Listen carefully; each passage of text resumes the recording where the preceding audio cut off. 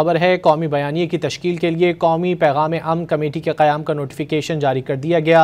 वज़ारत इत्तलात व नशरियात ने कमेटी के क़याम का नोटिफिकेशन जारी किया है। कमेटी इंतहा पसंदी, दहशत गर्दी के खात्मे, फ़िरक़ावारियत और नफ़रत अंगेज़ तकारीर के लिए कौमी सतह पर मुतफ़िक़ा बयानिया मुरतब करने की ज़िम्मेदारी निभाएगी।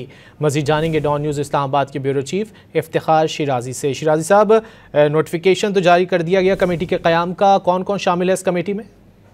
जी बिल्कुल, ये कमेटी वफाकी वज़ीर इत्तलात अताउल्लाह तारड़ की सरबराही में बनाई गई है और इसमें मुख्तलिफ मकातब फ़िक्र के लोगों को शामिल किया गया, जिसमें जय्यद उलमा हैं, मशाइख उज़ाम हैं, अक़लियतों से भी लोग इसमें उनको भी शामिल किया गया ताकि एक बड़ी इंक्लूसिव अप्रोच के साथ इस कमेटी को आगे लेके चला जाए। और जिसमें बताया गया कि सेनेटर हाफिज अब्दुल करीम इसके मेंबर हैं, इसके अलावा अलामा आरिफ हुसैन वाहिदी साहब इसके पीर नकीबुर रहमान और अलामा मोहम्मद हसन ये भी इसके मेंबर हैं, जबकि डॉक्टर मोहम्मद राग़िब हुसैन नईमी ये भी इसके मेंबर हैं, जबकि मौलाना ताहिर महमूद अशरफी जिनके बारे में कहा जा रहा है कि कोऑर्डिनेटर के फराइज़ अंजाम देंगे। इसके साथ साथ मौलाना तैयब भी इस कमेटी के हिस्से हैं, अलामा ज़ियाउल्लाह शाह ये भी इस कमेटी के हिस्से हैं।